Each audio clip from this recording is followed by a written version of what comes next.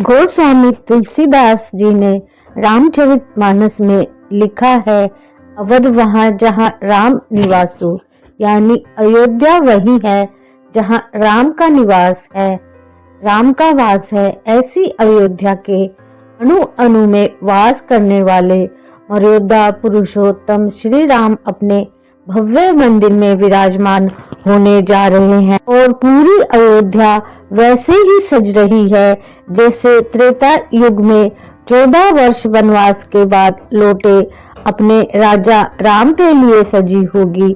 जहां भी दृष्टि पड़ती है विमान और संवारने का काम दिखता है। ऐतिहासिक गलियों से लेकर बाजारों तक को स्वागत के लिए स्थायी रूप से तैयार किया जा रहा है और यह बदलाव मुनादी है अयोध्या नगरी के यात्रण की। 22 जनवरी को प्राण प्रतिष्ठा कार्यक्रम को ऐतिहासिक बनाने की तैयारियां अपने चरम पर हैं और ऐसे में जैसे जैसे ये दिन नजदीक आ रहा है अयोध्या में चमत्कार बढ़ते जा रहे हैं जिसे देखकर दुनिया हैरान हो रही है। ऐसा ही एक चमत्कार बीती रात एक भालुओं का झुंड अयोध्या के पास दिखाई दिया। कुछ राज जामवंत भी क्या इस महोत्सव को देखने के लिए आ गए हैं, जिसे देखकर पूरी दुनिया हैरान है। गिद्धराज जटायु के वंशज और प्राय लुप्त हो रही गिद्धों के समूह का अकस्मात अयोध्या की पुण्य भूमि पर आगमन, वानर सेना और रीछ राज भालू का अयोध्या आगमन। नमस्कार दोस्तों, ये है मधुर मोरल स्टोरी और आज के वीडियो में बात करेंगे अयोध्या राम मंदिर प्राण प्रतिष्ठा के विषय में। वीडियो को लाइक शेयर करें, कमेंट डाउन जय श्री राम।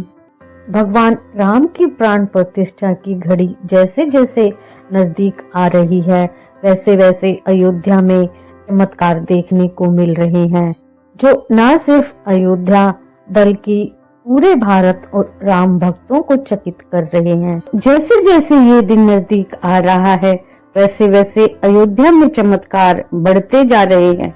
जैसे कि जामवंत अपनी सेना के साथ अयोध्या के रास्ते चल दिए हैं, वहीं जटायु अपनी सेना के साथ अयोध्या पहुंच गए हैं और हनुमान जी की वानर सेना तो पहले ही चित्रकूट पहुंच चुकी है। ये सभी भगवान की प्राण प्रतिष्ठा का महोत्सव देखना चाहते हैं। लाखों सालों से जीवित जामवंत भी अपनी सेना के साथ भगवान श्री राम का दर्शन करने अयोध्या पहुंच चुकी है। आप जानकर हैरान होंगे कि ऐसा कैसे हो सकता है। रीछ यानी कि भालू राजा और जामवंत नाम तो आपने सुना ही होगा। जहां रामायण का नाम आएगा वहां जामवंत का नाम तो अवश्य आएगा। रामायण का बहुत ही परिचित पात्र है। जामवंत सतयुग में ब्रह्मदेव के आंसुओं से पैदा हुए थे। महाशक्तिशाली बड़े बलवान जामवंत जी ने 7 अवतारों की सेवा की और भगवान श्री राम के अवतार में भी जामवंत ने भगवान राम की सेवा भरपूर की और वो भगवान श्री राम के एक बहुत बड़े सलाहकार के रूप में देखे जा सकते हैं। एक बहुत महान योद्धा, शक्तिशाली पराक्रमी वीर थे। बाली से युद्ध के समय भी उन्होंने भगवान को सलाह दी।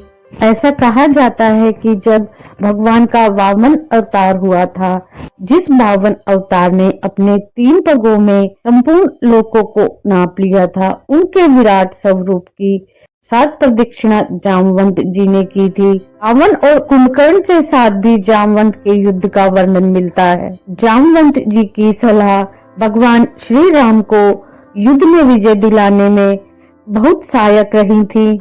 ऐसा कहा जाता है जब भगवान श्री राम अपने परम धाम को गए, सरयू नदी में समाकर अपने चतुर्भुज रूप में प्रकट हुए, उस समय भगवान ने जामवंत जी को आशीर्वाद दिया था, तुम एक लंबी आयु जीवोगे, लेकिन काल निश्चित नहीं किया था। जामवंत जी के संदर्भ में कहीं कहीं द्वापर युग के अंत तक का वर्णन मिलता है।